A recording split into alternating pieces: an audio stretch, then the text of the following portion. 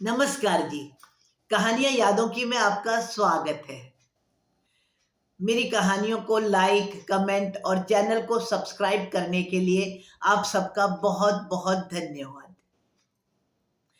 अपनी कहानियों की कड़ी में आज जो मैं आपको कहानी सुनाने जा रही हूँ, इसका शीर्षक है अकेले हैं पर दयनीय नहीं। उम्मीद करती हूँ यह कहानी भी आपको बहुत अच्छी लगेगी। देखो तो तुम्हारी दोनों मामियां तो इतने बड़े घर में ऊपर नीचे कितने शानदार तरीके से रहती हैं और तुम्हारे नाना नानी जी के लिए उसी घर में जगह नहीं है। यह बेचारों की कोई उम्र है अकेले रहने की? कैसे तो वह हमारे रहने का इंतजाम करेंगे? मुझे तो रात को उनके पास रहने में भी शर्म आएगी। हमारे घर में हमारी नानी तो हमेशा हमारे मामा मामी के साथ ही रहती थी। उनका घर में अलग ही कमरा था जिसमें कि वह आराम से अपना पूजा पाठ करती रहती थी और कभी-कभार वह मामा के साथ मंदिर भी चली जाती थी। घर में उन्हें किसी से कोई मतलब नहीं था। समय पर उनको खाना वगैरह सब चीज़ मेरी मामी बहुत अच्छे से उनके लिए इंतज़ाम करती थी। राहुल मुस्कुरा रहा था और गाड़ी चला रहा था। प्रिया और राहुल की शादी हुए अभी ज़्यादा समय नहीं हुआ है। चंडीगढ़ वह अपने ऑफिस में काम के सिलसिले में जा रहा था तो वापस दिल्ली आते हुए जिला करनाल के ही एक गांव में रहने वाली अपनी नानी माँ से वह प्रिया को मिलाना चाहता था। यूं ही बातें करते करते नानी का घर आ गया। राहुल ने गाड़ी रोकी तो प्रिया घर को देखती ही रह गई। इतनी खूबसूरती से सजा हुआ घर और बाहर बहुत बड़ा गार्डन। गार्डन के बीचों बीच एक बड़ा सा झूला भी लगा हुआ था। बहुत सुंदर फूल खिले थे और बहुत सी सब्जियां भी लग रही थी। इतने में ही गाड़ी रुकने की आवाज सुनकर अंदर से सुंदर सी टी शर्ट और निक्कर में नाना जी बाहर आए। पीछे पीछे नानी जी भी पूछते हुए बाहर आ गई, कौन आया है? देखते ही प्रिया हैरान रह गई। आज भी नानी उसकी सासू माँ से बहुत सुंदर और उनकी बड़ी बहन सी ही लग रही थी। बहुत खुशी से नानी माँ दोनों से मिली और उन्हें अपने घर में अंदर ले गई। जैसा प्रिया ने सोचा था, नानी उस हाल में तो बिल्कुल भी ना थी। नानी जी ने प्रिया और राहुल को लस्सी, लड्डू और घर की बनाई हुई नमकीन भी खाने के लिए रखी। उसने नानी माँ से पूछा, क्या मैं आपकी रसोई में कुछ सहायता करूं? तो हंसते हुए नानी माँ बोली, नहीं, तुम दोनों थक गए होगे, जाओ थोड़ा आराम कर लो। नाना जी बाहर से ताजी सब्जियां तोड़कर लाए थे और नानी जी की सहायता करने को एक औरत किचन में बैठी हुई थी। थोड़ी ही देर में खाना ड्राइंग रूम में लग गया था।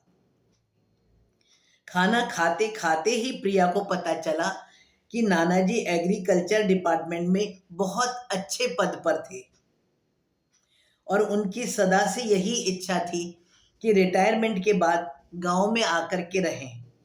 नानी ने बताया कि शहर की व्यस्तताओं में वह सिवाय अपने और अपने बच्चों के किसी के लिए कुछ भी चाहकर कभी भी नहीं कर पाए।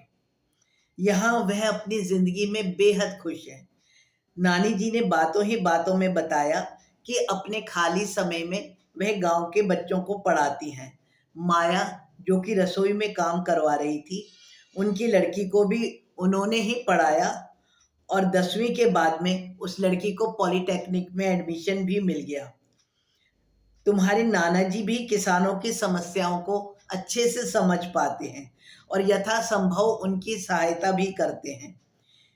यहाँ पर आपको बच्चों के बिना अकेलापन नहीं लगता?